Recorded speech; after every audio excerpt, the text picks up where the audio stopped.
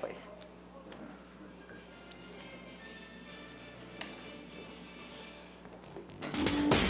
De volta com o Politeia neste domingo, falando a respeito aí de vários assuntos que movimentaram a semana, a política aqui em Goiás e também no Brasil. E já chegou por aqui o professor Alberto para poder me ajudar, né, neste programa de hoje, para a gente discutir um pouquinho esses temas que mexeram com a população brasileira, né? Boa noite. Boa noite, Luzeni. Boa noite, deputado Marcos Martins. Boa noite, meu amigo e minha amiga. Ô compadre, ô comadre, deixa a gente entrar um minutinho só na sua casa para um dedinho de prosa sobre política, tá? Que bom que a gente está junto nesse domingo à noite para falar desse assunto que tenha tudo a ver com a sua vida, tudo a ver com a sua família, tem tudo a ver com a vida do povo brasileiro, tá bom? Muito obrigada por estarmos na sua casa essa noite. E um dos assuntos é segurança, e nessa semana, na verdade hoje, precisamente hoje, está fazendo aniversário de um mês, aí o prazo, né, de ter se transformado em deputado estadual aqui no estado de Goiás, o deputado Marcos Martins Machado, ele que já foi delegado-geral da Polícia Civil aqui no estado de Goiás, e eu já dou boa noite e já pergunto como foi estar assumindo esse papel, né? Porque o senhor sempre foi da administração, agora legislador, que história é essa? Boa noite, Luzeni, boa noite, professor Alberto, boa noite a todos os telespectadores que estão em casa, nos dando a sua preferência nesse momento para poder discutir aqui assuntos, como o professor disse, de interesse da população. Me tornar deputado é um desafio, né? A partir do momento que você, já sendo um homem público, como eu sou há muitos anos, 30 anos como delegado-geral 2 vezes, com muita honra e muito prazer, ter participado ativamente da vida da segurança pública no estado de Goiás, concorri, né, uma eleição que é uma coisa extraordinária, né, participar junto com o povo, e fiquei numa suplência importante de uma coligação considerada pesada, tive 20 mil votos, né? Eu nunca havia disputado nenhum tipo de eleição, e hoje, realmente, fazendo um mês que nós estamos na Assembleia Legislativa, já efetivado como deputado estadual, esperando ali, dando os primeiros passos, né, Luzeni? Né, professor? Mas imbuído aí de muita responsabilidade e consciente daquilo que eu tenho que dar resposta àquelas pessoas que confiarem em mim o seu voto. Deixa eu explicar um pouquinho para você que está em casa como foi essa história toda, né? Por que ele está assumindo agora? Porque tem um mês só que o deputado estadual Marcos Martins assumiu, né? Ele foi, então, aí um dos suplentes de uma coligação do DEM com o PSDB. Ele, mais precisamente, recebeu 20 mil certinho, né? Foi isso, deputado? 20 mil votos na eleição de 2010, ele ficou como suplente, e no lugar, inclusive, de Nilo Rezende. Nilo Rezende é do DEM, ficou em primeiro, assumiu a vaga. Depois, no mês passado, ele pôde ocupar um cargo no Tribunal de Contas do município, então abrindo essa vaga na Assembleia Legislativa de Goiás, que foi quando, então, o doutor Marcos Martins, né, o delegado, pôde assumir essa vaga. E, com certeza, um desafio, como eu disse, o senhor sempre foi um administrador, sempre esteve na administração, especialmente com o governador Marconi Perillo. E agora, qual foi a sensação, como o senhor recebeu, né, ou como o senhor foi recebido também lá na Assembleia? Foi um choque ou foi dentro de casa mesmo? O que o senhor achou? Fiquei muito à vontade lá, fui muito bem recebido, tanto pelos colegas da base quanto da oposição, né? Mesmo porque a minha vida pública, pelo resultado que eu alcancei juntamente com as equipes que nós tivemos a oportunidade de comandar, foi um resultado altamente expressivo. Nós trouxemos, aliás, muitos benefícios para o estado de Goiás, né?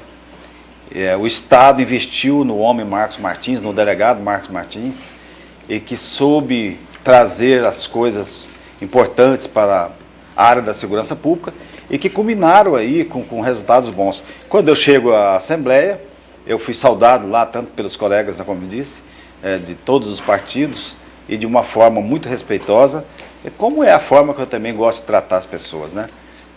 Respeitando a ideologia, a posição política de cada um, mas visando sempre atender o anseio maior que é o da população. E chegando aqui para ajudar a gente neste programa de hoje, no Polité, doutor Gilvani. Boa noite, doutor Gilvani. Boa noite, Luzini. Boa noite, professor Alberto. E prazer aqui ter meu amigo Marcos. Delegado, sou grande fã do seu trabalho e tenho certeza que a segurança pública tem muito a ganhar com mais uma pessoa no Legislativo que vem da segurança pública. Queria perguntar uma coisa para o senhor. Posso, Luzini? Claro. Mas você está falando em boa noite para o telespectador? Telespectador, boa noite. O pastor Alberto sempre fazendo aquele trabalho de oposição, sempre fazendo aquele trabalho para derrubar, né?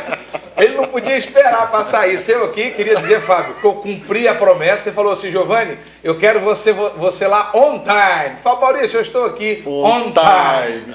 É verdade. Vou defender aqui o doutor Giovanni, né? Ele chegou já ávido por perguntas, por discutir as questões aí, especialmente relacionadas à segurança, pelo que a gente viu, Luzini, né? A gente vem correndo para cá, eu moro do outro lado da cidade, lá no Jaú. Então eu venho para cá, 26 quilômetros fazendo de lá para cá e ouvindo você no dial, né? Ali na M1090, Na M, exatamente. Que é fantástico, a gente acompanha com perfeição. E quando você anunciou o delegado Marcos, eu achei interessante, porque eu creio que nesse momento hoje, que o banditismo não só se organizou, mas ainda se difundiu. Nós estamos vendo coisa aí no interior do estado de Goiás, no interior do Mato Grosso, que nós só ouvimos falar no Rio de Janeiro e São Paulo pela televisão, ou em filme americano. Eu estou certo, deputado? Okay, deputado, delegado, como é que é o melhor jeito de chamar? À vontade. Marco, não pode chamar de Zé, porque o nome do senhor não é Zé, né? Então, o que nós ganhamos como população de termos mais uma pessoa da área de segurança pública no nosso legislativo? Eu tenho uma opinião. Eu acho que, é o que eu disse agora há pouco, doutor Giovanni, a experiência que eu trago do campo, né, da operacionalidade na área policial. 30 anos não são 30 dias, né? Eu tive, como eu repito, a oportunidade de fazer muitos cursos fora do Brasil, tive a oportunidade de fazer todos os cursos existentes na área, nacionalmente falando, de combate a crime organizado, né? E tive a felicidade de formar grandes equipes de policiais que ainda estão aí exercitando a atividade policial. Por exemplo, na área dos sequestros, nós conseguimos solução para os 100% dos casos acontecidos, principalmente na década de 90 até ano 2000. E aquele famoso, né, lá da família Zé de Camargo. Isso, né? Para nós lá na polícia, nós falamos que todos são famosos, todos são importantes, né? Mas é porque aquele assim, projetou Goiás, né? Claro, Nós não precisamos aqui de vir gente da Polícia Federal do Rio de Janeiro para elucidar, né? Exatamente, Matamos porque aqui no Goiás houve mesmo. adredemente uma No projeto preparação. Alfa Goiás, né?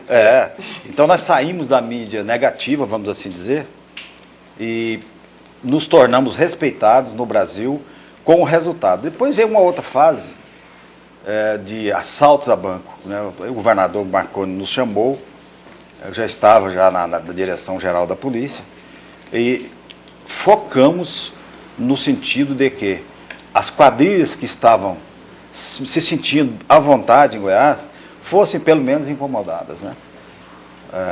Nós, no cumprimento da lei, fizemos aí incursões sobre essas quadrilhas, conseguimos, no bom sentido, dizimá-las, prender essas quadrilhas. Felizmente não houve tantos confrontos, né? Mas fizemos com que eles respeitassem o estado de Goiás e que aqui não se tornasse paraíso de bandido. No terceiro momento, nós partimos para o combate à roubo-carga. Eu me lembro que eu estive em São Paulo e lá nós fomos criticados no Sindicato das Empresas de Transporte de que Goiás, eles não transitariam mais com seus caminhões e carregando carga porque o roubo de carga estava fora do controle do Estado. Então nós criamos ali a Delegacia de Combate a Roubo e Desvio de Cargas. Também o resultado foi altamente positivo, deixamos a mídia negativa e passamos a operar normalmente com aqueles crimes que infelizmente acontecem em todo o mundo, né? E melhoramos muito a polícia no aspecto da inteligência e da tecnologia, né? Nós tivemos a oportunidade de estar em Israel logo após assumirmos a direção da polícia, e ali nós vimos que a tecnologia evita o crime, evita o erro por parte da polícia e traz resultados altamente positivos, até com muita credibilidade. Porque aquelas provas colhidas e jogadas dentro do inquérito policial, quando sobem à justiça, elas não são contestadas, porque elas são provas técnicas. Então deixamos, vamos dizer, aquela fase empírica de se prender alguém e perguntar o que essa pessoa ou aquela quadrilha tinha para contar para nós. Quando chegamos ou chegávamos a alguma quadrilha, algum elemento, já tínhamos as condições técnicas de provar que ele era culpado. Então, eu acho que foram evoluções importantes que estão aí ainda ressoando, né, na atividade de segurança pública no nosso Estado. Temos que evoluir, claro, né? Nós temos hoje uma carência que o nosso governador Marconi Perillo tem conhecimento disso, os secretários que cuidam da parte de planejamento no Estado de Goiás também têm, que são os recursos humanos das polícias, né? Felizmente, os concursos começam a se desenvolver e a população pode ter certeza que nós, como parlamentares na Assembleia, esses projetos todos que chegam ali agora, terão uma a mais na área da segurança pública. Nós já temos lá o Major Araújo, que é da Polícia Militar, que está ali há algum tempo, e cujo colega parlamentar eu convidei a formarmos um par para defender as coisas da segurança pública naquele parlamento, para trazermos os resultados que a população espera no mais curto espaço de tempo possível. Uhum. Convidar você a participar conosco aqui. Doutor Givani já chegou com vontade de perguntar hoje, discutir, debater aí as questões que movimentam a política. No 3254-1079 é o número que você pode ligar, participar, deixar aí a sua opinião, a sua crítica, fazer a sua pergunta também, porque com certeza o deputado está aqui para isso, para responder a gente, para tirar essas dúvidas que nós temos em relação aí, né, ao mandato dele e também à política aqui em Goiás. Só para lembrar aqui, ou registrar algumas participações, o Fábio, lá do Residencial Carla Cristina, parabeniza o deputado, viu, doutor Marcos? Dizendo que tem um perfil, inclusive, de secretário de Segurança Pública. O Oliveira, também de Aparecida de Goiânia, diz que a presença do senhor contribui muito para o parlamento goiano. Ele escreveu assim, que o senhor é uma pessoa de gabarito. E também o líder comunitário lá da Vila União, Ulisses, né, que sempre participa aqui conosco. Um grande abraço para você, viu, Ulisses? Ele parabeniza o Politeia, diz que eu estou muito bem, obrigada. Estou aqui, né, tentando fazer as vezes do Fábio Maurício, que está se recuperando de uma cirurgia. E manda um grande abraço para o doutor Givani, para o professor Alberto também. Doutor Jean e deputado Fábio, né? Ele diz para o Fábio Maurício, melhoras, amigo. Então estão aí algumas participações registradas e com certeza você pode participar com a gente aqui também. 3254-1079. O professor Alberto já quer participar aqui com a gente também. Eu queria aproveitar essa oportunidade, porque tem alguém da segurança pública e que tem essa experiência, tem esse cabedal que o deputado Marcos Martins tem, para esclarecer algumas coisas, até me dar um norte a respeito de algumas coisas, algumas discussões, tá? Como o senhor agora está no âmbito legislativo, político, né, muda um pouquinho o foco, mas eu queria começar tratando de algumas coisas, porque a gente teve um sucesso no cinema brasileiro, que é o Tropa de Elite 1 e Tropa de Elite 2, e no 2 nós percebemos que o protagonista principal, ele era uma pessoa extremamente operacional, e aí ele tem que sair do operacional e começa a ter uma posição política motivada por duas questões básicas, que são duas irmãs gêmeas do Brasil, que fazem muito mal à sociedade brasileira, que precisam ser enfrentadas, que é a corrupção e a impunidade. Em função dessa motivação que ele encontra, inclusive dentro da própria polícia no Rio, né, da questão da impunidade, da corrupção ali presente no Rio, e isso muito presente no meio político, ele é motivado a participar da vida política, ele vai para a vida política. E o senhor colocou algumas coisas aqui sobre a importância de que a própria segurança pública precisa se evoluir. Essa sensibilidade o senhor tem, o senhor conhece a realidade, o senhor conviveu com isso no dia a dia. O senhor levantava de manhã pensando em segurança, dormia pensando em segurança, o senhor passava o dia resolvendo problemas de segurança pública no Brasil. E o senhor falou que tem que evoluir, aí fica a pergunta, onde evoluir? O senhor falou já na questão de recursos humanos, na questão estrutural, né, que são características básicas de quem está no executivo. Mas o senhor vai para o legislativo agora. E aí eu quero falar para o senhor, o Brasil, a sociedade brasileira, os políticos, quem está como agente público hoje na característica de legislação, está pronto para discutir a questão da legislação brasileira com relação à segurança, com relação aos cuidados de proteção da sociedade? Porque nós estamos abrindo uma discussão agora sobre a maioridade. A maioridade está sendo uma discussão agora polêmica, né? Porque existe um grupo, não, nós temos que baixar a maioridade para 16 anos. Porque o caboclo tem 16 anos, o rapaz que tem 16 já tem ciência do que está fazendo, ele tem que ser responsabilizado por isso. Já tem outro grupo que fala, estão querendo responsabilizar o grupo de 16 anos para prender e colocar na cadeia. Vai ser mais um grupo que vai ficar preso dentro do sistema penitenciário falido. A questão é, claro que o senhor pode tratar dessa questão da maioridade, mas a questão que eu gostaria de saber é sobre isso. Nós temos condições hoje políticas, ambiente político, o senhor vê isso com um mês que o senhor está na polícia, eu sei que é pouco, mas só tem experiência da bagagem de segurança, para falar da legislação, falar de reforma de Código Civil, falar de reforma de Código Criminal, falar de reformas de códigos, porque o que a gente percebe hoje, que a legislação que tem vindo, as PEC que tem vindo, elas só estão diminuindo a força de coerção da segurança pública. Nós sabemos disso. Todo telespectador aqui tem consciência hoje de que hoje prender não fica preso por muito tempo. Até porque o sistema não corrige mais.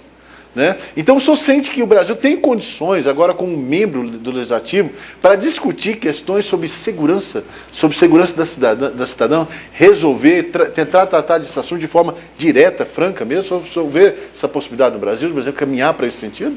Professor, eu vejo da seguinte ótica. A falta de interesse, a falta de vontade política é uma barreira que nós precisamos trabalhar urgentemente. Aqui no Brasil as coisas acontecem de improviso, né, muito sazonal. Acontece um crime, em função desse crime, cria-se uma lei, aprova-se em 24, 72 horas, e depois essa lei cai no esquecimento. Mas vamos assim, no âmbito nacional, ver a responsabilidade, por exemplo, do Poder Central. Por que no Brasil nós não temos o Ministério da Segurança Pública? Nós temos Secretaria Nacional de Segurança, Senasp, nós não temos um fundo constitucional, como tem a educação e como tem a saúde. Mas o governo federal deixou nas mãos do Estado. Deixou nas mãos do Estado, e que, às vezes, penaliza até o próprio município, que já está falido, e que arca com aluguéis, combustível, e não pode pagamento de comida para preso. O município está penalizado. Então, se o governo central, o governo federal, reúne na parte financeira impostos na ordem de 70 e poucos %, e deixa o problema da segurança por conta dos estados, aí eu não vejo uma saída a curto prazo. Mas se discutir isso em Brasília, as leis que nós obedecemos são federais. Nós temos uma Constituição Federal, as leis federais, e aí nós vamos baixar aqui para as leis estaduais. Nós não podemos alterar essa legislação, certo? Nós não podemos. Agora, forçar, fazer movimento, a movimentação popular, porque a continuar da maneira que está, nós todos, sem nenhuma exceção, não é porque é policial, porque usa uma arma, porque usa uma farda, que vá se livrar dessa situação. Nós estamos indo para um momento de penúria, já estamos vivendo esse momento. Agora, aliado a isso, tem essas situações, a menoridade, o sistema prisional, o sistema social. Esses dias discutiu isso aqui, o problema dos moradores de rua ou pessoas em situação de morador de rua, em situação semelhante.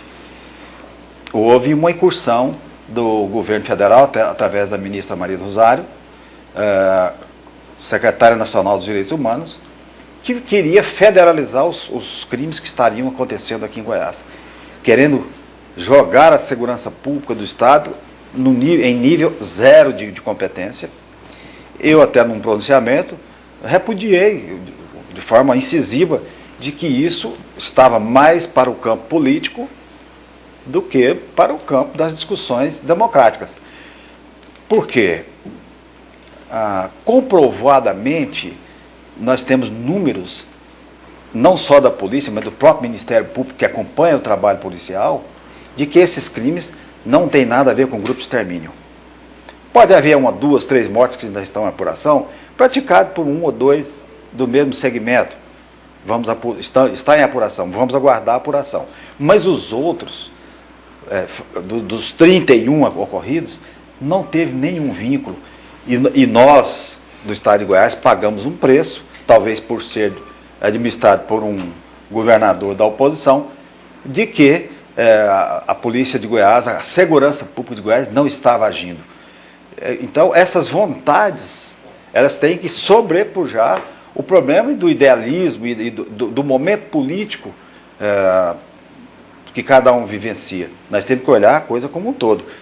Nós somos um país de extensão extraordinária. Se você pegar o Rio de Janeiro, por exemplo, que é a base da história dos filmes de Elite 1 e Elite 2, Tropa de Elite 1 e 2, você veria que no primeiro momento o Tropa de Elite 1 ele combate a criminalidade. No segundo é o problema interno. Por quê? Cria milícia e tal. Nós combatemos aqui essa situação. Há 20 anos atrás eu tive a oportunidade de dar uma palestra para os oficiais do Rio de Janeiro e disse naquela oportunidade que a polícia do Rio de Janeiro, a segurança pública lá e a bandidagem era típica em relação ao Brasil. Lá existiam as suas favelas, as suas milícias, e que a guerra começava quando um não respeitava o limite do outro. O que aconteceu? Aconteceu o que eu ouvi na Itália em 97, num curso que nós fizemos.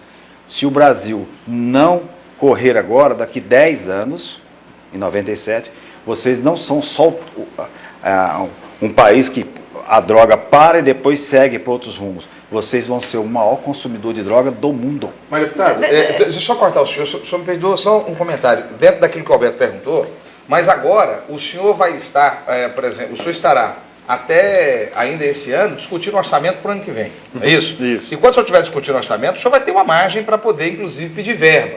E o senhor ainda pode, através do seu discurso, das suas moções, dos seus projetos, ajudar a fazer o encaminhamento de recursos para a nossa polícia, tanto a polícia militar quanto a polícia civil. Claro. Acho que é essa um pouco a expectativa que se tem. Porque não é só nós dizermos... Eu queria complementar também. Eu queria complementar também a pergunta do senhor, porque a gente vê o seguinte, que a gente sabe que tem limites, que eu acredito que o deputado vai falar, olha, nós temos um limite X, um percentual que é destinado para isso, para aquilo e para segurança também. Agora, a gente viu no caso do Rio de Janeiro, já que o senhor citou, que quando o governo quis, e quando não só o governo estadual, o governo federal também quis, colocou-se meios, né, estrutura para que o crime fosse debelado. Diminuíram, né? Que não acabou todo o crime ali. Paliativamente, mas, assim, né? Um paliativo. Mas o professor perguntou em nível... Deu uma questão, assim, uma sensação de segurança a mais, Claro. não só para o Rio de Janeiro, mas também para toda a população brasileira. Fala assim, poxa, o governo agora está agindo e resolveu. Em parte, a gente sabe que em parte, mas a sensação para os brasileiros é que resolveu. Que tem por detrás disso um interesse político muito grande, que é a Copa do Mundo e a Olimpíada. E as Olimpíadas, Na verdade, estão exatamente. limpando o Rio de Janeiro para a Copa do Mundo e para a Olimpíada. Tá, mas aí eu pergunto... Estão se preparando para isso. E como né? vai ficar depois, professor Alberto? É isso que eu queria saber. O que o senhor acha disso tudo? E assim, como um membro hoje do Legislativo, eu falo para o senhor um apelo, faço um apelo como cidadão. Por favor, alguém tem que levantar uma bandeira para melhorar esse sistema nosso. E se o senhor levantar, o senhor que tem uma experiência operacional fantástica, de mais de 30 anos de carreira, conviveu, se o senhor começa a levantar uma bandeira, eu vou dizer que o senhor tem uma carreira política brilhante. Certo? Se o senhor começa a levantar uma bandeira séria, compromissada, e começar a trazer assuntos que precisam ser discutidos na população e provocar o poder executivo mesmo a tomar atitude, seja ele federal, seja estadual, municipal, Claro. com proposta que o senhor sabe onde está a essência do problema, o senhor sabe onde está a questão corrupção, impunidade dentro da própria polícia ou mesmo no meio da sociedade, só vai fazer uma bandeira, um bem-estar para a população que vai fazer só ter uma projeção política fora de série. E agora tem críticas também, tem gente dizendo que essa criminalidade, até o doutor Giovanni falava aqui, né, que nunca se tinha visto tanta violência no interior. Bem estruturada. Exatamente. Depois disso tudo acontecido. Então tem gente dizendo que a violência saiu de lá e agora está migrando. E o pessoal que saiu de lá agora está se colocando em pontos. Aqui no Politeia, quando começaram a debelar o crime organizado do Rio de Janeiro, eu e o Alberto aqui nessa bancada nós falávamos, se o estado de Goiás, Mato Grosso, Tocantins, se nós não fechar fronteira e a polícia aqui foi enérgica, não estou falando para matar não, né? Mas firme, o nosso judiciário rápido, para poder estruturar, nós íamos colher os frutos dessa desorganização, né, desse desbarateamento no estado de São Paulo e do Rio de Janeiro. E é o que aconteceu. O pessoal migrou para cá. Nós estamos tendo crimes fantásticos de assalto a gado. O pessoal está roubando gado aí de caminhão. Essa estrutura organizacional não é típica aqui do Goiás. Não é típica aqui do Goiás. Eu quero até ouvir o delegado sobre isso. Eu estou com o Luiz Rézio. Ele fez um comentário, inclusive, no seu portal do Face. Né? O que ele comenta? Ele fala assim que ele estava um pouco preocupado que o comandante Silvio havia dito que o efetivo da PM, por exemplo, que é a nossa polícia, essa que aparece, né? A preventiva, né? Que a PM está com a metade do efetivo. E ainda ele reclama de que mesmo sendo feito o concurso, até esse pessoal está maduro para que eles possam realmente participar e etc., vai demorar muito tempo. E grande parte da estrutura da PM, ela está no combate de coisas que não é exatamente a violência. Tem muita gente fazendo certas atividades que poderiam ser, né, o câmera está exigindo que eu olhe para lá e paga meu salário, eu preciso olhar para cá, senão ele corta meu salário aqui.